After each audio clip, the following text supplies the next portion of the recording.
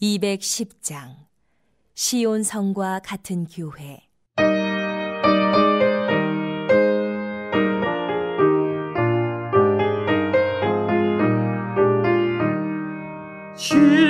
시온성과 같은 교회, 그의 영광 한없다.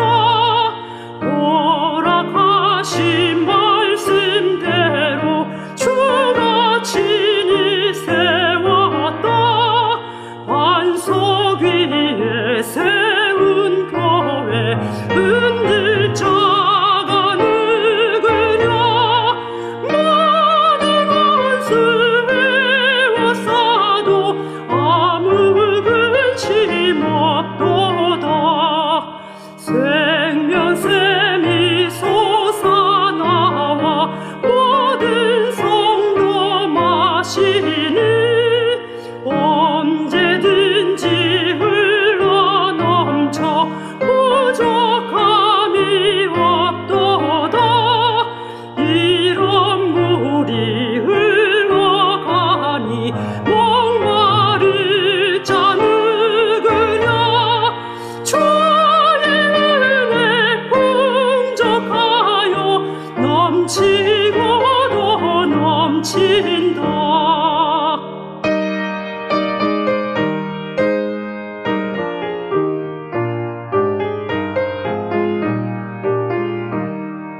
주의 은혜 내가 받아 시온 백성 되는 때, 세상 사람 비방해도 주를 찬송하리라. 세상 헛된 모든 영광 아침 안개 같으나 주의 자녀 받은 복은 영원 무궁하도다.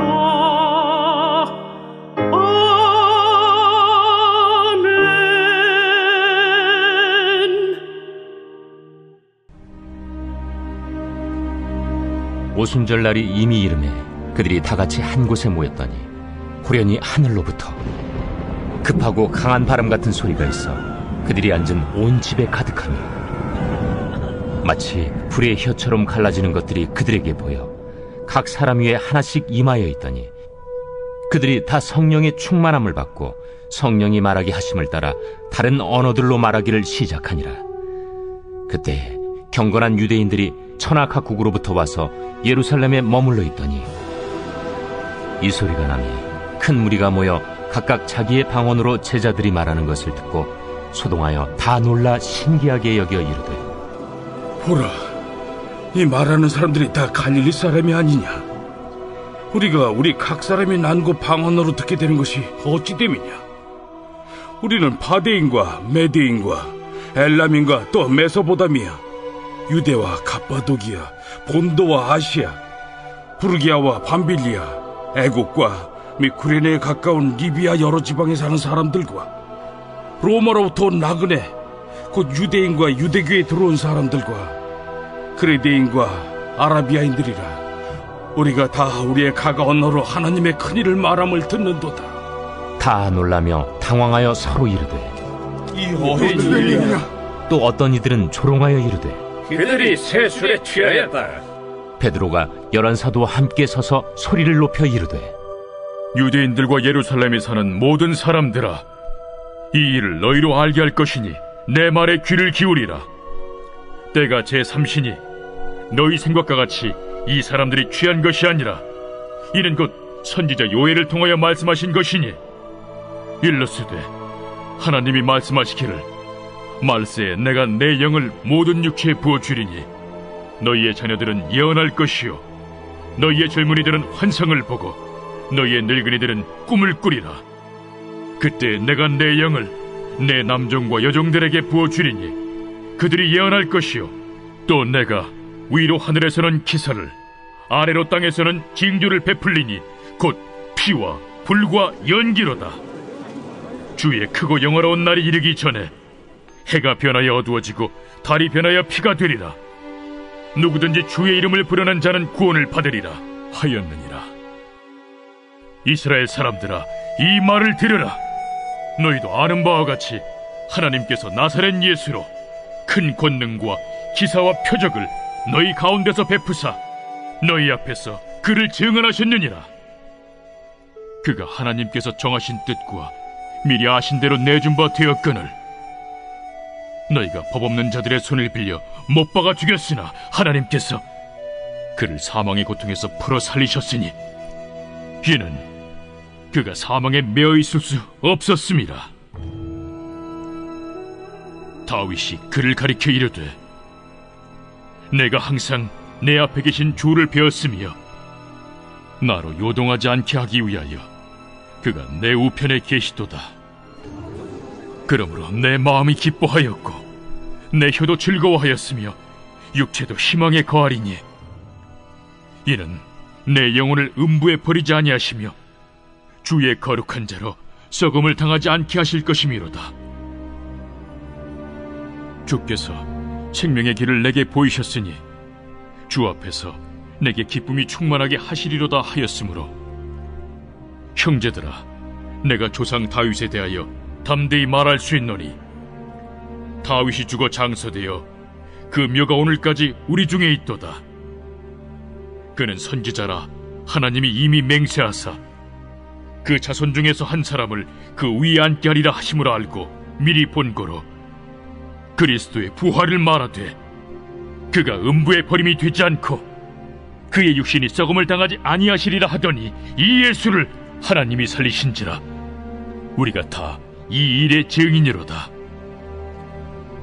하나님이 오른손으로 예수를 높이시매 그가 약속하신 성령을 아버지께 받아서 너희가 보고 듣는 이것을 부어주셨느니라. 다윗은 하늘에 올라가지 못하였으나 친히 말하여 이르되 주께서 내 주에게 말씀하시기를 내가 내 원수로 내 발등상이 되게 하기까지 너는 내 우편에 앉아있으라 하셨도다 하였으니 그런즉 이스라엘 온 집은 확실히 알지니 너희가 십자가에 못 박은 이 예수를 하나님이 주와 그리스도가 되게 하셨느니라. 그들이 이 말을 듣고 마음에 찔려 베드로와 다른 사도들에게 물어 이르되 형제들아, 우리가 어찌할꼬? 너희가 회개하여 각각 예수 그리스도의 이름으로 세례를 받고 죄 사함을 받으라. 그리하면 성령의 선물을 받으리니 이 약속은 너희와 너희의 자녀와 모든 먼 데 사람 곧 주 우리 하나님이 얼마든지 부르시는 자들에게 하신 것이라. 또 여러 말로 확증하며 권하여 너희가 이 패역한 세대에서 구원을 받으라. 그 말을 받은 사람들은 세례를 받으매 이날에 신도의 수가 3,000이라 더하더라. 그들이 사도의 가르침을 받아 서로 교제하고 떡을 떼며 오로지 기도하기를 힘쓰니라. 사람마다 두려워하는데 사도들로 말미암아 기사와 표적이 많이 나타나니 믿는 사람이 다 함께 있어 모든 물건을 서로 통용하고 또 재산과 소유를 팔아 각 사람의 필요를 따라 나눠주며 날마다 마음을 같이하여 성전에 모이기를 힘쓰고 집에서 떡을 떼며 기쁨과 순전한 마음으로 음식을 먹고 하나님을 찬미하며 또 온 백성에게 칭송을 받으니 주께서 구원받는 사람을 날마다 더하게 하시니라. 창세기가 세상과 사람의 시작을 알려준다면 사도행전은 교회의 시작을 가르쳐주고 있습니다. 사도행전은 교회의 시작에 관한 우리가 알 수 있는 가장 권위 있는 유일한 자료인 것이죠. 특별히 오늘 2장의 본문은 우리로 하여금 교회의 본질, 그리고 교회가 부여받은 그 사명과 교회가 그 일을 어떻게 감당하는지에 대하여 우리에게 가르쳐주고 있습니다. 본문의 시간적 배경을 오순절이라고 말씀하고 있습니다. 이 오순절은 구약의 3대 절기 중에 하나인데 77절의 헬라식 표현이기도 하죠. 밀 수확의 기쁨을 누리는 날이기도 합니다. 이 기쁨의 날에 예수님께서 약속하신 성령이 오셨습니다. 2절과 3절 말씀입니다. 호련히 하늘로부터 급하고 강한 바람 같은 소리가 있어 그들이 앉은 온 집에 가득하며 마치 불의 혀같이 갈라지는 것들이 그들에게 보여 각 사람 위에 하나씩 임하여 있더니. 자, 이 성령을 두 가지 형상으로 묘사를 하고 있는데 첫 번째는 바람 같은 소리입니다. 일반적으로 바람이 그 실체를 드러내는 방식은 바로 소리이죠. 그러므로 이것은 바람이라고, 이 표현을 바람이라고 생각해도 됩니다. 이 바람을 뜻하는 이 히브리어는 루하흐, 숨, 호흡을 뜻하는 것이죠. 제자들이 모여 있었던 그곳에 아주 이 바람, 이 큰 소리가 그들과 함께 했습니다. 성령을 나타내는 두 번째 형상은 바로 불입니다. 불의 혀라고 표현을 하고 있는데, 구약에 보면 여러 번 하나님의 임재하심을 이 불로 표현을 하였습니다. 근데 이것이 혀의 형상을 가졌다고 이야기합니다. 혀를 표현하는 이 단어는 방언, 언어, 말 등을 의미하는 것을 포함을 하고 있습니다. 앞으로 성령께서 행하시는 일들, 성령께서 말하게 하심을 따라서 각각 다른 언어로 말하게 됨, 그들의 어떤 이 모습을 암시적으로 우리에게 보여주고 있는 것이죠. 여기서 우리가 발견할 수 있는 이 교회의 특징은 무엇이냐면 바로 성령께서 일하시는 곳이 바로 교회라는 것입니다. 우리가 알고 있는 것처럼 성령의 임재를 경험한 이 사람들은 배운 것이 없고 영향력을 가지고 있지도 않았으며 권세를 가지고 있지도 않았습니다. 돈도 없었고 특별한 계획도 가지고 있었던 것이 아니죠. 어떤 조직을 만들거나 이론을 세우거나 어떤 깊이 있는 어떤 신학의 어떤 그런 경지에 이르는 사람도 아니었습니다. 그리고 또 칭찬받을 만한 수준 높은 어떤 도덕적인 삶, 그런 삶들을 살아가는 사람들도 아니었죠. 그들은 단지 모여 있었고 그 모인 그곳에 약속하신 성령이 오셨습니다. 세상을 뒤집을 교회의 시작은 바로 그들이 어떤 행했던 일 때문이 아니라 그 사람들이 계획하거나 그들이 가지고 있었던 어떤 의도했던 그 어떤 의지를 본 것이 아니라 하나님께서 그들을 통하여서 하시고자 하는 일 때문에 그 성령께서 그곳에 오셨던 것이죠. 그러므로 초대 교회는 바로 성령이 운행하며 성령이 이끌어 가시는 교회였던 것입니다. 그들이 해야 할 일들은 바로 성령께서 말하게 하심을 따라서 말하는 것뿐이었습니다. 4절 말씀입니다. 그들이 다 성령의 충만함을 받고 성령이 말하게 하심을 따라 다른 언어로 말하기를 시작하니라. 누가는 누가복음과 사도행전의 기록 목적을 예수께서 행하시며 가르치신 모든 것을 전하기 위해서라고 말하고 있습니다. 성령께서 교회 가운데 임재하셔서 사람들을 이끌어 가시는 유일한 목적이 있다면 예수께서 행하시며 가르치신 그 모든 것을 사람들에게 전하기 위해서인 것입니다. 명절을 맞이해서 세계 곳곳에서 흩어져 있던 경건한 유대인들이 예루살렘으로 모여들었습니다. 그들은 그들이 태어나서 자란 곳, 이방인의 말로 예수께서 행하신 그리고 가르치셨던 모든 것을 듣게 되었습니다. 그 중에는 유대계에 들어온 이방 사람들도 있었습니다. 놀랍고 당황스러운 경험이었습니다. 우리가 여기서 또 발견할 수 있는 교회의 사명은 바로 예수께서 행하시며 가르치신 그 모든 것을 말하고 가르치는 것에 있습니다. 그러나 이것은 세상 사람들에게 환영받지 못하는 일일 수도 있는 것이죠. 베드로는 한편의 설교를 통하여서 이 갈릴리 사람들이 행하였던 이 기이한 행동들이 술 취함이나 어떤 이상한 행동이 아니라 바로 하나님께서 약속하신 그 성령께서 임하셨을 때 그 임재의 결과로 나타난 것이다 라고 말을 하고 있습니다. 또한 베드로는 구약시대의 특별한 몇몇 사람들에게 임하였던 그 성령의 임재가 이제 이 오순절의 그 약속에 의하여 하나의 종말론적인 사건으로 예수의 죽으심과 부활하심, 승천하심에 이어서 점진적인 하나님의 구속사적인 어떤 그 사건을 이야기하고 있다라고 말하고 있습니다. 요엘서의 말씀을 인용하면서 이제 이 성령은 모든 육체에게 부어질 것이며 하나님의 종말론적인 선물임을 선포하고 있는 것입니다. 또한 베드로는 시편의 말씀을 인용하면서 다윗의 고백을 예언적으로 해석을 하고 있습니다. 다윗이 자신 뒤를 이어서 나타날 예언된 후손으로 오실 메시아, 그의 부활을 예언하고 말하고 있다라고 베드로는 주장하고 있는 것이죠.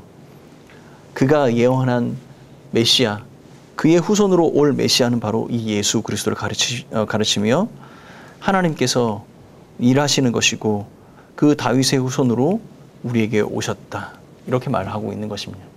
이에 베드로와 사도들은 이 예수의 부활 사건의 증인임을 말하고 있습니다. 37절 말씀입니다. 그들이 이 말을 듣고 마음에 찔려 베드로와 다른 사도들에게 물어 이르되 형제들아 우리가 어찌할꼬 하거늘. 사람들이 이 베드로의 설교를 듣고 마음이 찔렸습니다. 그래서 어떻게 하면 될 것인가에 대해서 베드로에게 묻습니다. 베드로가 이야기합니다. 회개하고 죄사함을 받기 위하여 예수의 이름으로 세례를 받으라. 그러면 너희에게 성령을 선물로 주실 것이다. 이렇게 이야기를 합니다. 그날 세례를 받고 믿기로 작정한 사람이 3,000명이나 더해졌다라고 기록을 하고 있습니다. 이 믿은 사람들이 교회로 모여들었습니다. 그들이 모인 교회는 몇 가지 특징을 가지고 있습니다. 첫 번째는 사람들이 가지고 있는 그 두려움을 이기는 사도들의 가르침이 있었습니다.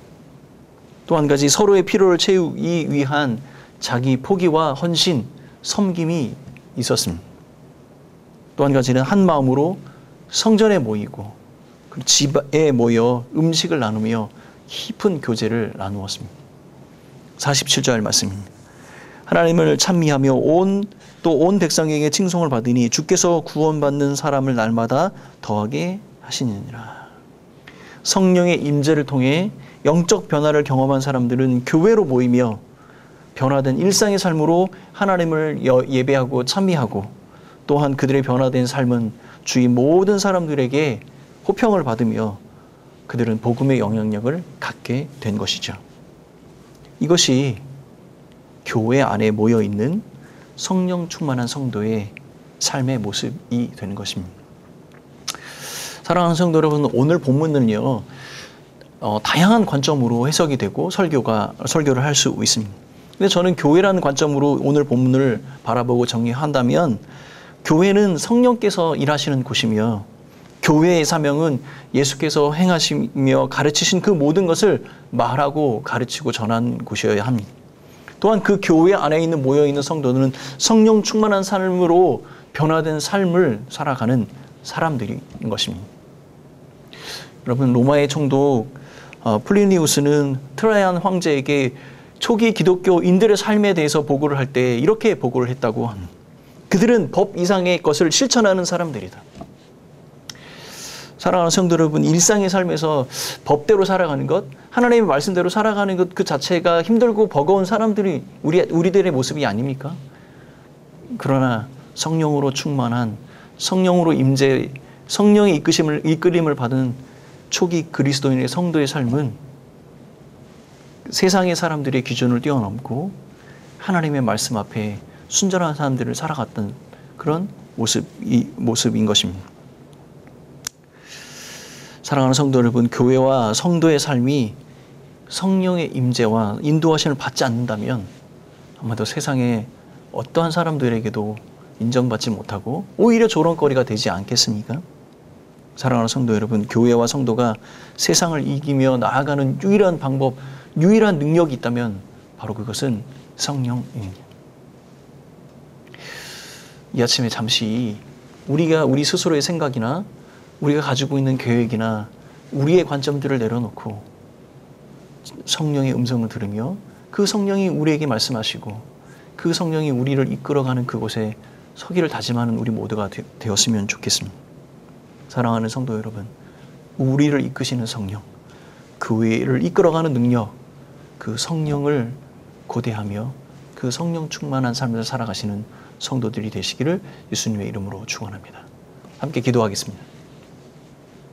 사랑하는 하나님 아버지, 무익한 종처럼 살아가는 우리 모두에게 성령의 능력을 허락하여 주셔서 세상의 사람들을 향하여 인생의 답, 우리 삶의 답이 하나님 한 분뿐임을 고백하고 전하는 우리 모두가 될 수 있도록 우리를 사용하여 주옵소서. 교회를 이끌어 가시는 그 성령의 능력이 오늘 하루도 우리와 우리 교회 안에 넘쳐나게 하여 주셔서 언제나 하나님만을 영화롭게 하는 우리 인생의 목적에 합당한 삶들을 살아가는 우리 모두가 되게 하여 주옵소서. 이 아침에도 성령 하나님의 인도하심을 기대하며 이 모든 말씀 예수님의 이름으로 기도하며 지금은 우리의 참된 소망이 되신 예수 그리스도의 그 크신 은혜와 하나님 아버지의 사랑하심과 성령 하나님의 임재하심과 동행하심이 이 자리에 머리 숙인 온 성도들과 교회 공동체 위에 영원히 함께 있을지어다. 아멘.